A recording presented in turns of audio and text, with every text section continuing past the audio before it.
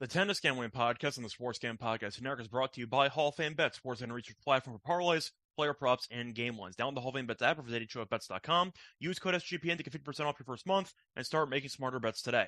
We're also brought to you by Cut. Cut is a peer-to-peer social betting platform that's US-based and available in 40 states. Head to Cut.com, that's KUTT.com, and use promo code SGPN for a 10% deposit bonus. We're also brought to you by the Sports Gambling Podcast Patreon. The guys just dropped their bonus behind-the-scenes episode of Sean winning $200,000, plus this week's prize, Pick'em prize, is a free $250 Super Bowl square. SportsGamblingPodcast.com/Patreon to join today. And welcome, everybody, to the Tennis Gambling Podcast here on the Sports Gambling Podcast Network. It is currently Sunday evening, February 4th. I'm your host, as always, Scott Reichel, once again going solo for this pod. Should be a bit of a longer episode because we have two tournaments to preview. We're looking at Dallas and we're going to be looking at Marseille. So we're going to preview two ATP 250 events. Now you might be wondering, Scott, there's 3 ATP events coming up, so why only doing 2? And to explain that, one, I thought it would take too long, just going through 3 separate tournaments in one YouTube video. So I am going to break it down into a separate bonus episode for Cordoba. So there should be an episode posted sometime in the next, I'd say, 2 hours or so, focusing on Cordoba, which will be another live stream, which does mean since we will have another episode, we will be giving out more picks because we will have a separate lock and dog segment for Cordoba. So we're going to preview 3 tournaments tonight, 2 of them in this episode, 1 in about, an hour or 2. And the main reason why we broke it down this way is because of the fact that we decided to group the hard court events together with Marseille and with Dallas, and we're going to put the clay tournament separately in its own episode. But anyway, time to actually start off with a reminder that if you are new to the show, first of all, welcome. If you're new to the YouTube stream, welcome. Hopefully you enjoy. A reminder, whether you are new or you have been listening to the show for a while, we do have merch now on the SGPN merch store. So if you want to pick up a t-shirt or a mug of supporting the show, then you know where to find it on the SGPN merch store. But I wanted to mention that before I forgot. Now, to get into the actual recap of the last episode, the final in Montpellier between Bublik and Coric. Starting off with the actual lock and dog picks, we had a great episode. We got everything right. Starting off with the lock, we had Coric to win the first set at -110, which was a bit dicey. He fell down a break early, but then he bounced back and he won the first set 7-5. Then we ended up picking Bublik and Coric over 2.5 sets at +140 as the dog, which got there as Bublik came back from a set down and won the match in 3. And I did mention that in the middle of the breakdown, I thought that taking either guy before the match was a waste of time because you're probably going to find better prices live, and you definitely could on both guys, plus money on both sides if you wanted it. But I also mentioned Bublik to lose the first set and to win the match at +750, and that got there, which I did not officially give out at the end, but I mentioned it during my breakdown of the match, and that worked out well. So basically got everything right. We thought Coric would start off quickly. We thought Bublik would respond. We thought Bublik would eventually win his second ever Montpellier title, which he did. I believe it's his 4th ever ATP title. So congrats to Bublik and congrats to us because we had Bublik to win the event at +600, which we gave out on the outright episode, and that worked out well. He did not make it easy. In fact, Bublik made it harder on himself than anybody ever has before because Bublik made history in his title run. He was the first ATP player ever to win a tournament despite losing the first set in every single match, which sounds extremely difficult, and it was. He did it in all 4 matches, but that's kind of the most Bublik record I've ever heard in my life. But Bublik got off the slow starts the entire event, and then he ended up responding well in all 4 matches to get the job done, most notably that tiebreaker against Chapo, where he did face a couple of match points, but Bublik got the job done, which means we got the job done because we cashed the outright, and we also cashed the lock and dog picks. So anyway, hopefully we'll get another sweep here in this episode. A reminder of the format, if you are new to YouTube, we're going to preview the actual just outright odds first, then we'll actually get into the picks, and I'll mention some draw analysis in the process as well. But for the actual tournament, we're going to go through Dallas first, because we are going to talk about just in alphabetical order. Figured it made more sense to go through Dallas. I didn't really have much more to add for my takeaways from the final in Montpellier, by the way. Apologies if you were expecting me to, but it went the way that I thought it would. I thought that Bublik would start off slow. I thought that he would wake up, and I thought that his game translated better to the courts in Montpellier And I did think that Coric, despite having success throughout the entire event, I thought would potentially struggle in some high-pressure moments because he had not faced any in his entire run. And he did, because Bublik eventually brought the pressure to him. Coric couldn't really handle it. He squandered a bunch of break points in the third set as Bublik held on, and he won behind a very solid first serve and some solid volleying as well. Now, as for the actual schedule, I said it before, we're going to go through Dallas first, then we're going to get into the preview in Marseille. But before we get into any of that, do want to take a quick word from our sponsor.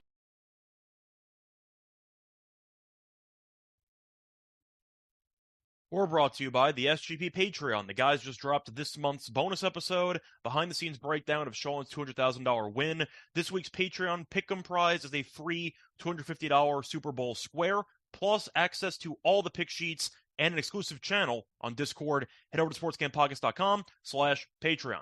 We're also brought to you by Underdog Fantasy. Underdog Fantasy has a way to play alongside your favorite fantasy players all season long. NFL, NBA, NHL, college basketball, and college football. Simply pick higher or lower on your favorite players' fantasy stats and cash in. You can win up to 100 times your money with some spicy plays. So watch along, make your picks, and maybe make a little money over on Underdog's mobile app or website, underdogfantasy.com. When you sign up, remember to use the promo code SGPN. Underdog will double your first deposit up to $100. So Underdog Fantasy, promo code SGPN. Welcome back, everyone, to the Tennis Gambling Podcast. Just finished recapping the very profitable episode that we had for the Montpellier final. Now it's time to get into the reason why all of you are here, the previews for the next ATP 250 events, which will be taking place on a hard court, in this case, with Dallas and with Marseille. So we're going to start off with Dallas, and we're going to look at the previous winners. Relatively new tournament. There's only been 2 winners in the tournament's history. You had Yibing, who ended up beating Isner in that insane final last year, where both guys kept going back and forth on match points in the tiebreaker, and Yibing eventually got the job done as he won that one in 3. Year before that, you saw Opelka beat Brooksby. So, as you can tell, 2 massive servers made the final here in each of the 2 years, because you had Isner last year and you had Opelka making it the year prior. So not really much history to take away, but the point is the courts do play pretty quick, so big serves tend to help in this actual environment. Now, to go through the actual odds for this event, since I don't really have much to add for the actual history of the tournament, to go through the odds here, you have Tommy Paul, Ben Shelton, and Tiafoe in most spots as the co-favorites at about plus 450. You have Mannarino at 7-1. You have Eubanks at 11-1. Thompson at 12-1. Mickelson at 16-1. Giron at 20-1. Nishioka at 22-1. Daniel at 22-1. Purcell at 22-1. Hijikata at 25-1. Vukic at 25-1. Momo at 28-1. To be honest, I think I mentioned way too many names because I'd expect one of the main favorites to win this event. But the point is, I wanted to at least mention that we do not have any quarter odds. So, unfortunately, cannot break down the quarters. So, instead, we are going to just go right ahead into the outright winners. So, to go through the actual picks that I have for this event, there's 3 co-favorites, and I'm going to pick one of them. Actually, no, I'm picking 2 of them because I do think it will be pretty top-heavy as the event unfolds. So starting off with my first pick, I am going to go with Ben Shelton at plus 450. I mentioned before that Isner and Opelka each made the final in the previous 2 years. Big serves do very well here, and Shelton is easily the biggest server in this field, which I do think will pay some dividends for him. But another reason why I do like Shelton is the actual path to the final. It is a pretty favorable draw. Now, on paper, you might see some difficult competition, but assuming the best players in his section do win out, then you're looking at Shelton having good head-to-head records against a lot of the competition. His path, he has a bye in the first round, then a matchup against Mo in the next round, assuming Mo wins. He has a 1-0 lead in head-to-head against Mo. Then he would face off against Thompson. He's up 2-0 against Thompson. Competitive matches, but Shelton did win both of them. And then he has a matchup against Tommy Paul, where he is 2-1 in the head-to-head. And the point is, Shelton has proven he can beat Paul, and if the courts do play as quick in Dallas as I expect them to, Shelton has a very good chance to make the final, and I do think he should look to get back on track after that heartbreaking 5-set loss to Mannarino in the Australian Open. So I do think that Shelton is worthy of being a big favorite, and I will pick him as one of the favorites here at plus 450. Now, as for my second outright, it's going to be Tommy Paul at 5-1. Very easy draw into the semis. I know his serve isn't that great, and I mentioned that Shelton does have a pretty good record head-to-head against Paul. Each of those matches were competitive, though, so I'm not really going to overreact to it. But the point is, Paul's draw is very easy. He has a bye, then a matchup against probably Taro Daniel, and then a matchup against Kepfer. I mean, that's basically a gift into the semis. So if I'm picking a guy who I think should make a deep run, and he might have to rely on some chaos, maybe some other guys who are favorites to lose before they face him, I'm fine with that, because based on the 3 rounds, the 2 opponents that I have listed in front of me, that's a gift as far as I'm concerned. So I think Paul at 5-1 is definitely worth something, and I do think that I'm going to take it. Do I think he's going to win the event? Probably not if all the favorites do win out, but the point is I do think he has a very favorable draw compared to the other favorites, which is why I think this price makes a lot of sense, and it's why I think there is some value on this number. And my last outright, spoiler, not going to take any long shots because I really don't see any winning this event outright. I am going to go with our boy Manarino at plus 700.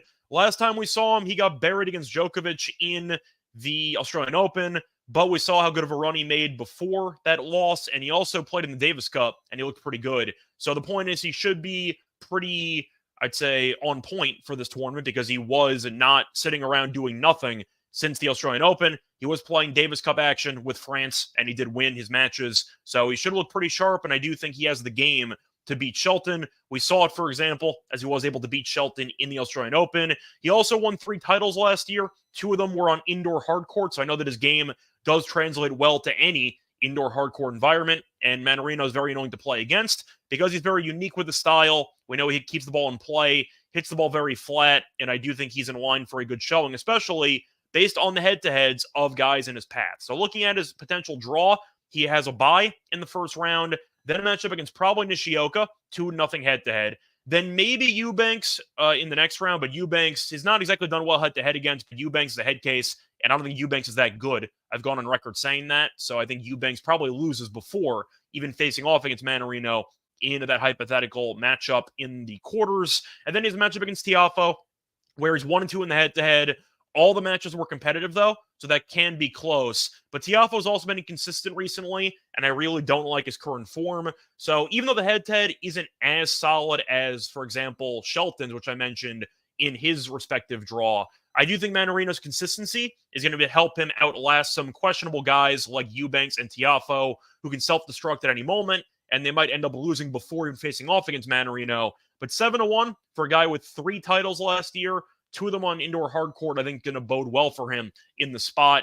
Give me the really solid player, just a consistent overall player, a friend of the podcast, Manarino, at plus 700. So once again, my picks for the actual outrights will be on Shelton, plus 450, Paul at 5-1, and Manarino at 7-1. There were a couple of other guys who I thought about, but the draws I really wasn't sold on.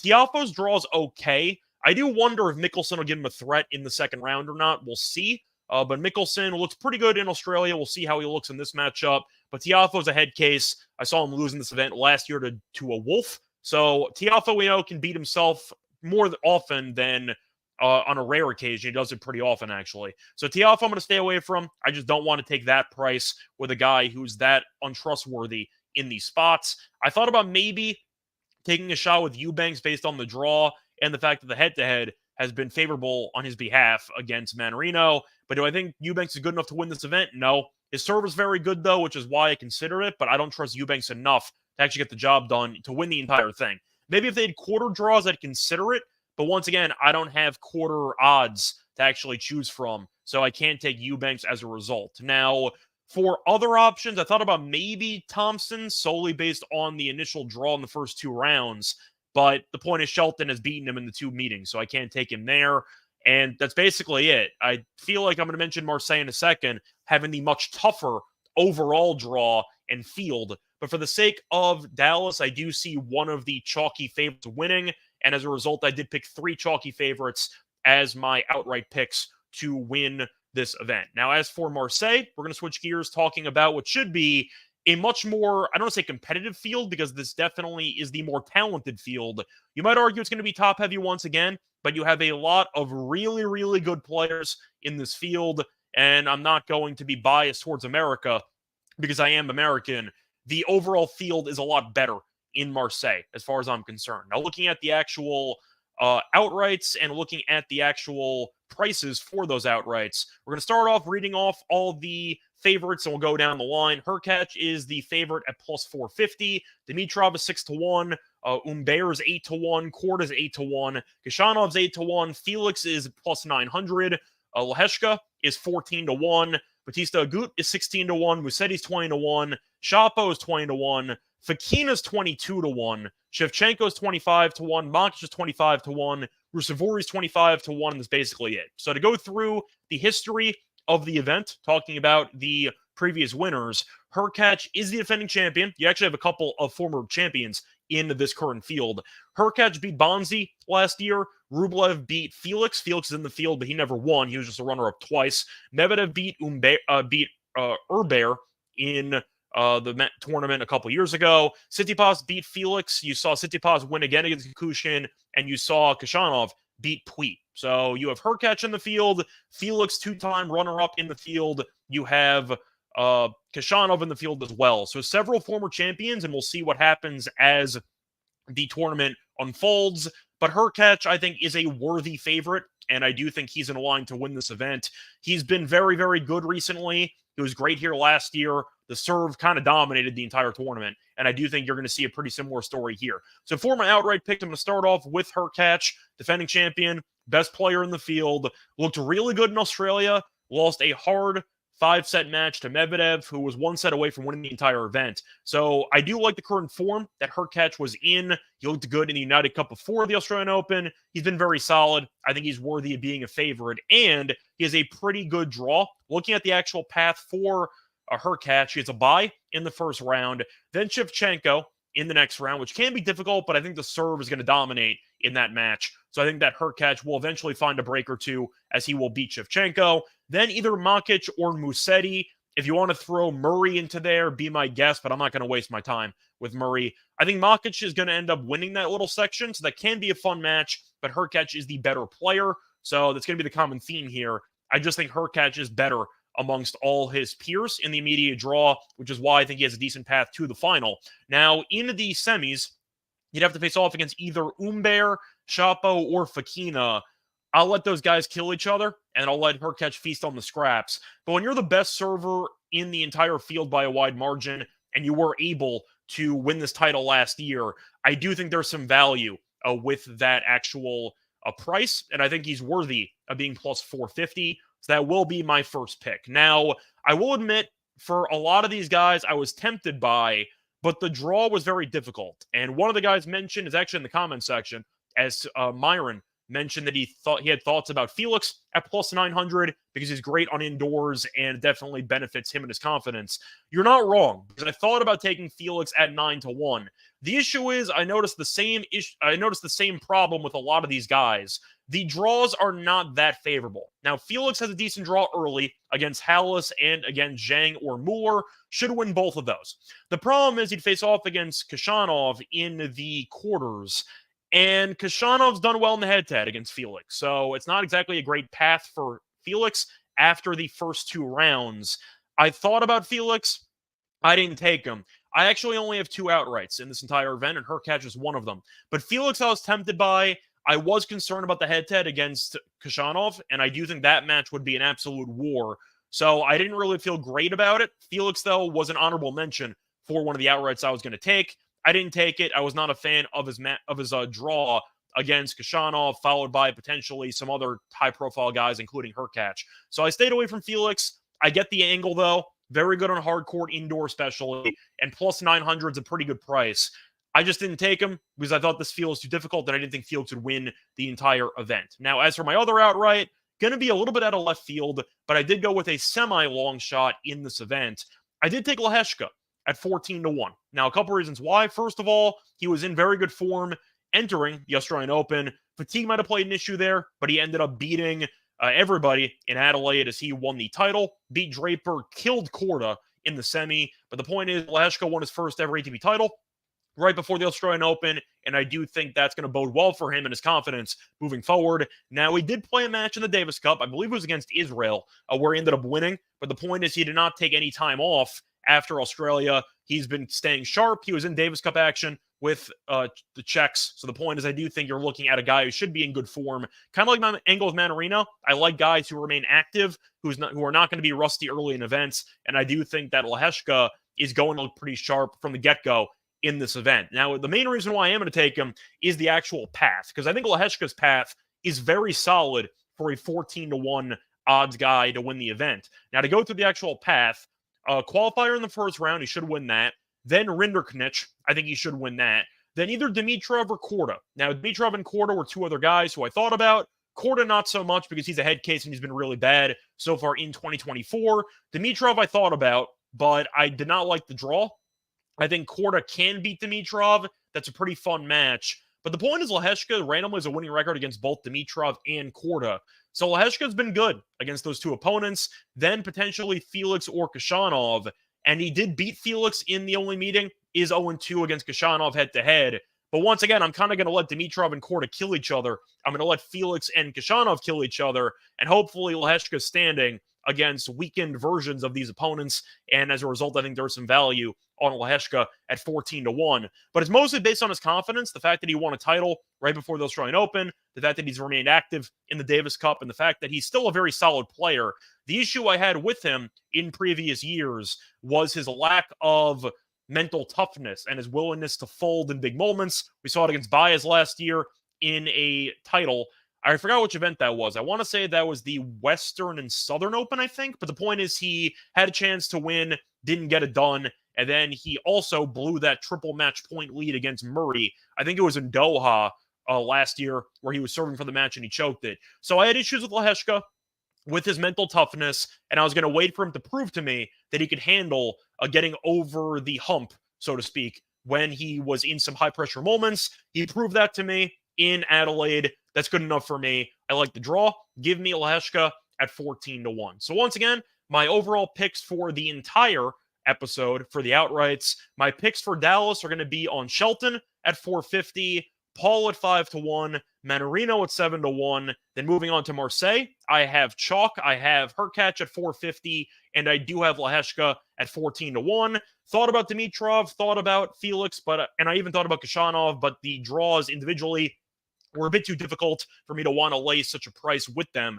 So I passed and I went with Lehecka instead at 14-1. That's going to wrap it up, though, for the actual outrights for Dallas and for Marseille. Now it is time for the lock and dog picks, but before we get into any of that, do you want to take a quick word from our sponsor?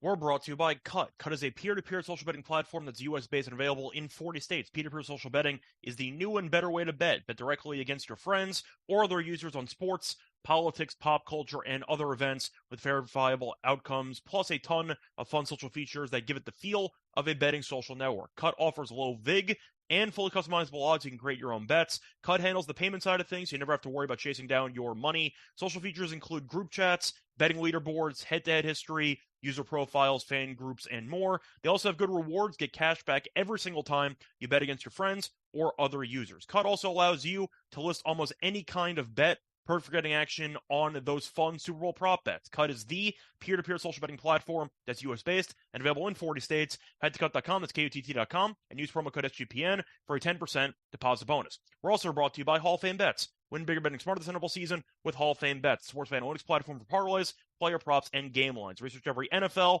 NBA, and soccer bet with historical stats and data. Enter any parlay idea into Hall of Fame Bets' revolutionary parlay optimizer tool to get hit rates broken down by leg, as well as an expected probability for the entire parlay. Sort all players by hit rate for any bet to learn which players are hot and which picks have value. Stop betting in the dark and join over 30,000 users researching with Hall of Fame Bets to craft more intelligent, data-driven parlays. Download the Hall of Fame Bets app for HOFBets.com. Use code SGPN to get 50% off your first month today. Start researching, start winning with Hall of Fame Bets. Welcome back, everyone, to the Tennis Gambling Podcast. Just finished previewing the outrights for Dallas and for Marseille. Now it is time for the actual lock and dog picks for some matches in the first round. I'm gonna group them together, so I'm only gonna have one lock and one dog for this episode. A reminder: we're gonna have a separate one for Cordoba, so we're gonna have two separate lock and dog picks to recap for the next episode for the quarters, where I'm gonna merge all three of the tournaments together. But either way, point is for the lock. I am going to go to a matchup in Marseille between Shevchenko and Bonzi. Now, Bonzi did make the final last year before losing to Hurkacz, but his form has been so bad lately. I am going to go back to one of our guys we've tended to side with over the last couple of weeks. We're going to take Shevchenko on the money line at minus 135. Couple reasons why. First reason, Bonzi has been really bad lately. Really, really bad. Bonzi has lost each of his last 7 matches, all of them on hard court. So Bonzi has been a lost cause recently. He's been a pretty streaky guy throughout his career. He won a title last year, for example. But I do think Bonzi is a guy who I just think is in a downswing. And as a result, these odds don't feel right. Now, you could argue, well, it's going to be in Marseille. Bonzi had a good run here last year. He's got the home crowd behind him. We saw the home crowd worked out in Montpellier. All the Frenchmen lost before the semifinals. I don't think it really matters that much. I think Shevchenko's the better player. It's not going to be easy because Shevchenko tends to go 3 sets a lot, but I do think Shevchenko's the better player. He also won 2 matches last week before losing a heartbreaker to Bublik, as he lost to Bublik in 3. Reminder, Bublik won the tournament, so no shame in that, but Shevchenko had Bublik on the ropes. He looked very good. And the one exception was in the Australian Open, where he was clearly injured as far as I'm concerned, and Munar beat him comfortably. But they did face off last year in Antwerp, and Shevchenko did win in 3. So the point is Shevchenko beat him in hard court already. That was last year. He has looked pretty good recently, and Bonzi's lost 7 straight matches. If you lose 7 straight, I don't care about home court advantage with the fan base. That means that your price is probably off. Give me Shevchenko to beat up on a weak and poor-formed Bonzi at minus 135 as my lock. For my dog, I am going to go to Dallas. We're going to look at a matchup between Daniel and Lestienne, and I am going to go with Daniel to win in straight sets here at plus 170. A very good price, in my opinion. Daniel made the final in Auckland before losing to Bilo, and in that tournament, did end up beating Shelton in straight sets in the semis. So I know Daniel is a pretty good and steady hard court player. Lestienne, not so much. He's got no firepower at all. So this matchup should feature a ton of long rallies. Both guys really can't serve that well. But Daniel is the better hard-court player by a decent margin as far as I'm concerned. Lestienne has lost 4 of his last 5 hard-court matches. The only win was against Zapata Marias, who's an atrocious hard-court player, and he was a minus 400 favorite. Still won 3 sets. So Lestienne lost a set to an abysmal hard-court player. That's the only hard-court win he's had in the last basically month and change. And I do think that Daniel is the more comfortable player on the surface. I think he's the better player on the surface. And the fact that he made a final in Auckland before losing early on in the Australian Open, fatigue could have been an issue with that as well, without the proper rest time and recovery time in between Auckland and the Australian Open. But the point is, Daniel is objectively a solid and consistent hardcourt player, and Lestienne is not. I think plus 170 is a very good price. It's in Dallas, a reminder, so there's not going to be a home court advantage for either guy. But I think Daniel will be more comfortable in this environment. I do think that he's in line to win this match. But plus 170, fading Lestienne, an objectively bad hardcourt player, I think is a very good deal. Give me plus 170 as a result. So once again, my picks for the actual show, the lock is going to be on Shevchenko on the money line against Bonzi at minus 135, and my dog will be on Daniel to win in straight sets against Lestienne at plus 170. That's going to wrap it up for this episode. A reminder, we'll be back once again in about an hour or two for Cordoba. I was waiting for some outright odds to be posted, so we'll see what happens with that. But that's going to do it for this episode. A reminder, though, if you are listening to this on YouTube, don't forget to like and subscribe. If you are listening to this on Spotify or Apple Podcasts, don't forget to A, check us out on YouTube, and B, leave us a rating and a review. Also, subscribe to the Tennis Gambling Podcast if you've not done so already. But until then, good luck to all of you and all of your bets. Bye, everyone.